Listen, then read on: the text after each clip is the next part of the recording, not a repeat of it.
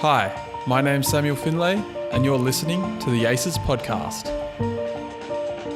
In this episode, I chat with Cathal O'Connell, who is now a VC Postdoctoral Fellow at RMIT University.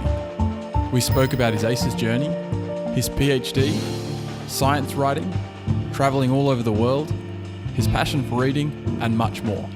So, let's get to our conversation.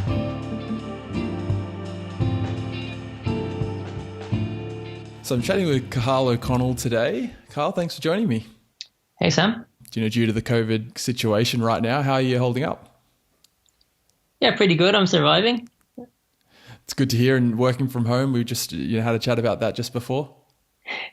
Yeah. So juggling the kids a bit, but once childcare is still open, and then we can work well at home. If not, then it's more difficult. Now, I want to start with your PhD experience at the University of Wollongong. Can you explain what you exactly did? Yeah, sure. So I came in and my project was focused on developing a new technology for printing at nanoscale. So printing really small patterns of biomolecules and conductive traces for building very sophisticated bionic interfaces for connecting with individual cells.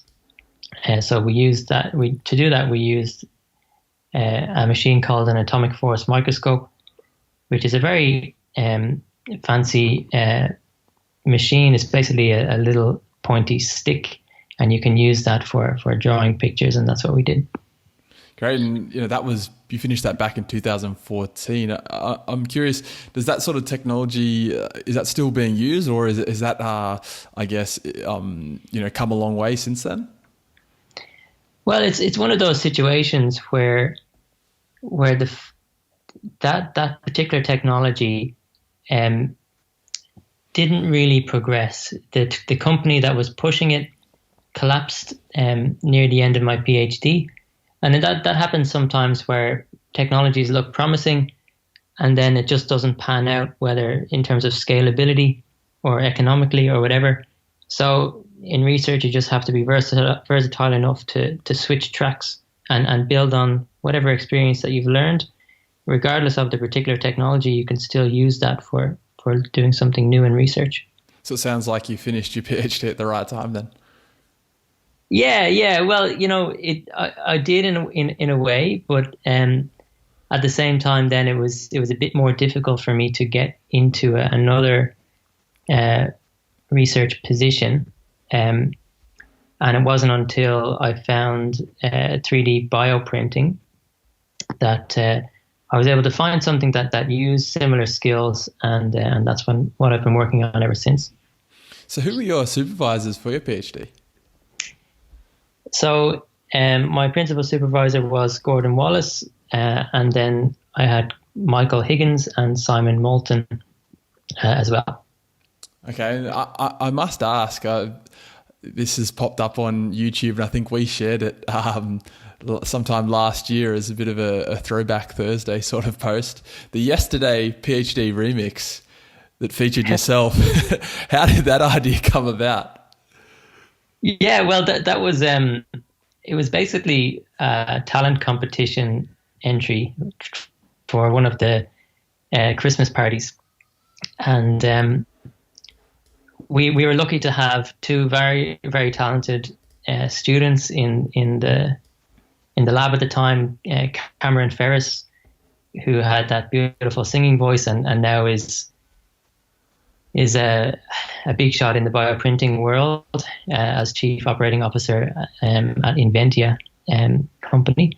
And we also had another visiting student from Ireland who had amazing video production skills. His name is Hugh Manning, and he's now doing very well as a researcher back in Dublin.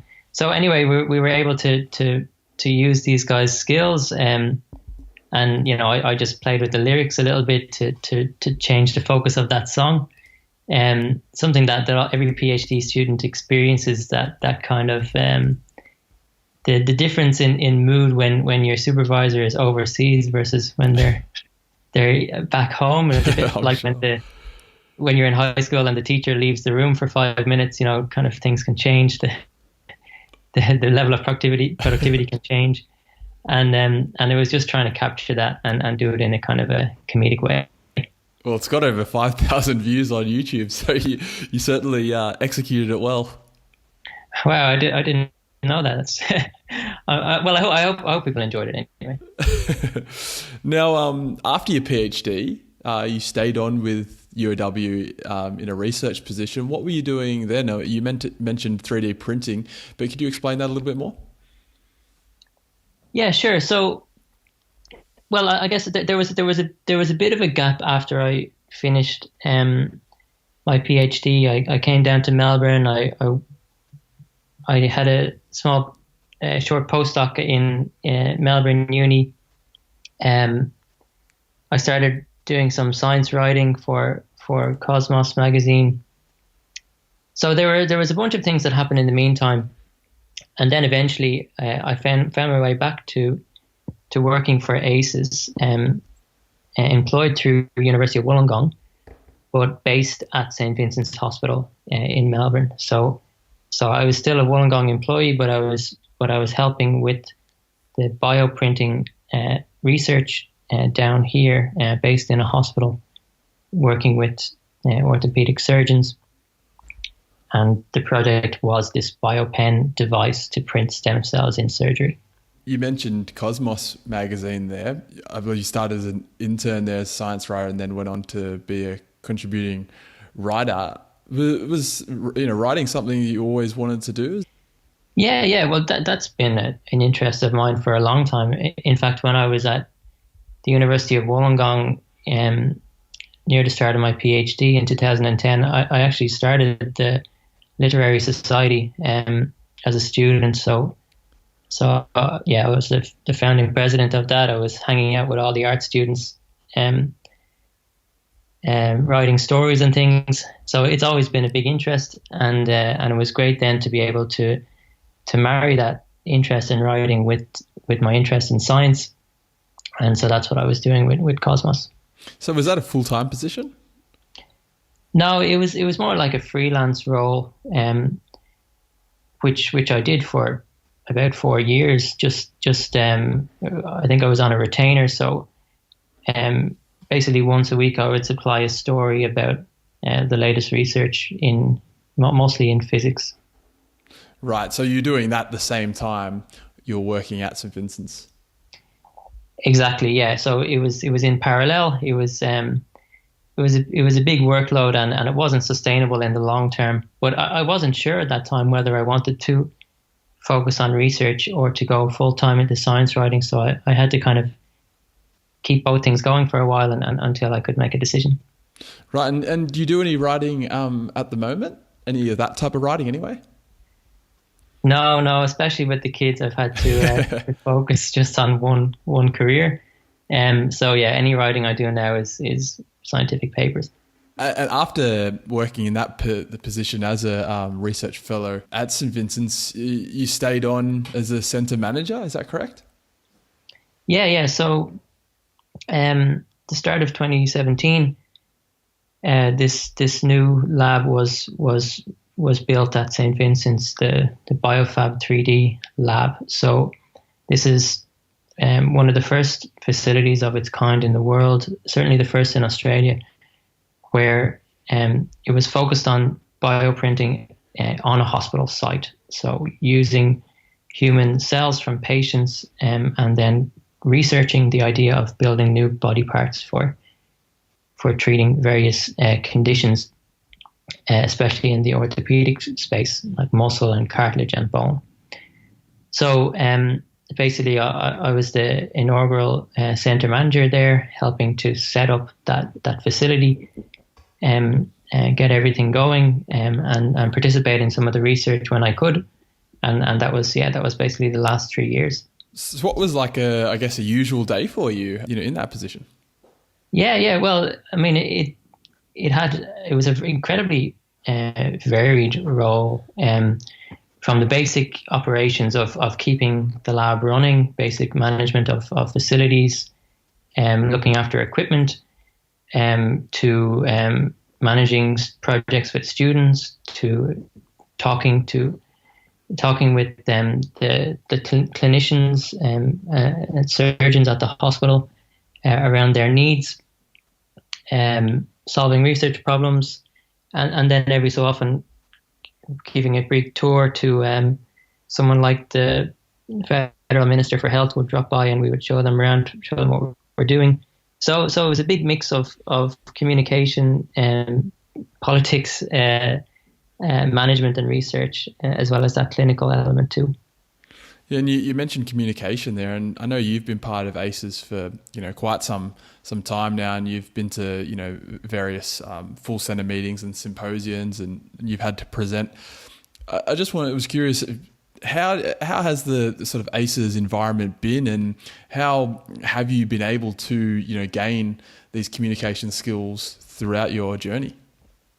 Yeah, well, I think that that communications aspect was one of the strongest kind of training, the strongest, one of the strongest parts of my training at ACES was this communication element. Some of it was just due to exposure, through meeting so many collaborators, people from different backgrounds. When you're thrown into a group like ACES, where you've got biologists on one hand, you have battery researchers on the other hand, and you have to be able to communicate to all of them at a useful level. So that really forces you to seek the common ground in your conversations, and it really helps to develop your communication skills, which you can then bring forward to talking when you're talking with anyone else, from the general public to politicians and lawyers and whatever. So that was a big part of it, and also there are a lot of amazing communicators at ACES from the top down, from Gordon leads by example, and so you can pick up a lot of tricks from mentors like that too. Sure. And what about, just doing a bit of a LinkedIn search, I noticed that you worked as a science communicator at La Trobe University. What did that involve? Yeah, sure. So that was, again, in the period after I finished my PhD, I had and before coming back to research, I was at La Trobe for about a year, and we were developing a technology that allowed high school students to dial in from their classrooms and to control lab equipment at the university. So much more expensive and sophisticated equipment than they could access in their classrooms. And we got a lot of usage from around Australia, including from remote communities which may not have much experimental equipment at all.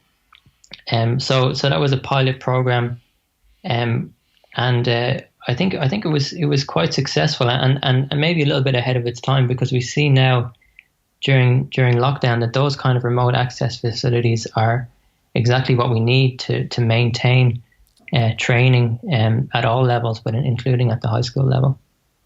Sure, that's a very good point there. Look, I just wanted to go back quickly to I guess the beginning more so, your undergraduate degree, because you're not originally from Australia. Is that correct? Yeah, I'm from Dublin. I'm Australian now, but but yeah, I came from Dublin.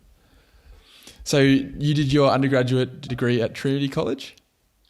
Yeah, that's right. So my degree was in the physics and chemistry of advanced materials. Now that course has been renamed to basically be the nanoscience degree, which is a bit more understandable to most people now. So it was focused on understanding nanomaterials like carbon nanotubes and graphene and solid state physics and all of that. Basically learning enough chemistry and enough physics that you could make a useful contribution to research of these advanced materials. I guess why the decision to come to Australia to do your PhD? Is that something you sort of wanted to do for a while, or the opportunity just sort of presented itself when you finished your undergrad? Yeah, well, I think when I was finishing my undergrad, the main thing I wanted to do was to travel and see other places, live in other places. I was very lucky in the final year of my undergrad degree that I could come over to Australia for a few month project for basically my final year research project was in Wollongong. So that's how I met Gordon and Michael and the rest of the team. So later on, when I completed my studies, I was able to reconnect with those guys, ask them were there any projects, and that's how it got set up. And obviously, I from my experience in that undergrad visit, I knew that I loved Wollongong and that it was a great place to live. So that's why I came. So you mentioned you're Australian now. Did you always want to stay in Australia after finishing your PhD, or were you going to go back? No, I didn't plan on staying. I thought that after 3 or 4 years here, finishing my PhD, that I would move on to another country. Not necessarily Ireland, but I wanted to move around. But that tends not to happen when you visit Australia. You realise what an amazing place it is to live. And I met my wife here at an ACES conference, and so we've settled down, and obviously we're bringing up our kids Australian. So it's a hard place to leave, Australia. You mentioned travel there, and this sort of, I guess, goes on to my next question about life outside of work. I'm assuming travel is one of your interests, but what else do you like doing? Yeah, well, I think my hobbies list has certainly been pared down in recent years with the two kids coming along. I bet. But when I have spare time, I still like to read as much as possible. That's my kind of sanctuary on the tram into work. That's my reading time. I still play a bit of football. We do travel. Where my wife and I, after we got married, we took 5 months off, and we actually travelled from Dublin to Melbourne without flying. So that was a big adventure. And I think it's important to take that time out when you can. Yeah. Wow, what did that journey look like? I mean, what was sort of the path? Yeah, well, it involved boat to the UK, and then from the UK another boat to Amsterdam to Holland, and lots of trains, eventually across on the Trans-Siberian, more trains down through China, buses through Vietnam and Cambodia, and then eventually onto a ship in Singapore that brought us to Fremantle. Then we bought a little camper van and we drove across the Nullarbor back to Melbourne. So it was a long trip, but it was great. Sounds like it. Where was your favourite stop along the way? Yeah, great question. Well, there are different highlights along the way. One of the most striking ones was Mongolia. We went out into the Gobi Desert and travelled around and lived in the traditional yurts, and in minus 20 degree temperatures, and you have to keep the place warm. You have to throw camel manure onto the fire. That's basically that's your fuel. Dry camel manure, and it's just such an alien experience from how we grew up. So that's a very striking memory. So you mentioned reading is something you like to do, especially in your tram on the way to work.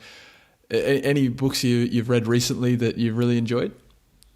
Yeah, well, I've been reading recently some excellent non-fiction biology stuff. The Vital Question by Nick Lane is a fantastic kind of deep dive into how cells work, how they get their energy, and how that's basically it basically feeds into the question of the origin of life and how the first molecules arrange themselves. It's a very interesting theory about how metabolism was important for that. So yeah, that's one aspect, that science aspect. In terms of fiction, I still try to keep up to date with that. So right now I'm reading a book by Sally Rooney, who's a writer from Dublin. The book is called Conversations with Friends, after reading her Normal People last year. So it's a kind of a literary novel about students in Dublin. So it's quite a nostalgic read for me, but it's a great book too. Moving forward to your current position right now, I believe you've just taken a new position with RMIT as a VC Postdoctoral Fellow. How did that come about? Yeah, well, during my time as a centre manager at BioFab, I eventually made the decision that I wanted to go into full-time research. So I put the science writing on hold and then put all my efforts into the research, into getting papers so that I could get a research position. I applied for quite a few fellowships last year, and like most applications fail, so most of mine did. But I was very lucky to get into RMIT. It's a really it's an amazing opportunity in terms of the facilities and the support that they provide you. And it's basically 3 years now to focus on research and try and build a career. And obviously I'll be collaborating a lot with ACES going forward. Great. Sounds like a fantastic opportunity. Has it been, I guess, a little bit difficult because, you've only been in that job for, 1 month, is that right? That's right, yeah. Has it been, somewhat difficult because of the current situations with COVID-19 to sort of start that role? Yeah, it has. I guess for two reasons. One is the onboarding at RMIT and getting in and starting work is obviously slow. But on the other hand, handing over the lab, the BioFab3D lab, is also difficult to do. So I'm still kind of caretaking that and helping out the new manager there. So yeah, it's hard to have a clean break right now, but at least well, we have to be thankful that we still have work to do. And in fact, we've been using that time effectively at BioFab, like has been going on in Wollongong in terms of producing PPE for clinicians at the hospital. So we've been using our 3D printing facilities for that, and that means that obviously it's not direct research, but it's the most valuable use of our time right now. So we have to be, we're glad that we can help out in that way. So something I've asked everyone that I've had on the podcast so far, and you may have answered this before when you mentioned reading on the tram on your way to work, but is there something you do each day or maybe a morning routine you stick to that helps you approach a day of work?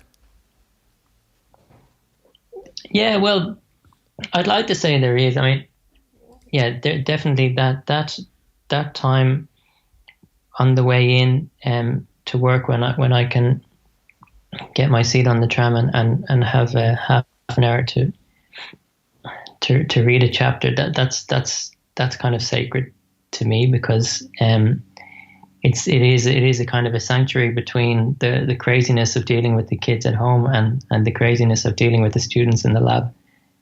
So that's a kind of an anchor point for me. Beyond that, I don't know if I'm disorganized or if the world is just too messy, but I don't have much of a routine beyond that, because every day is so different from every other day. So I'm curious, a bit more of a fun one as well. If you weren't doing, research for a living, what do you think you would be doing? I mean, you obviously mentioned writing. Is that something you think you might be doing if not for research? Yeah, well, I think that I'm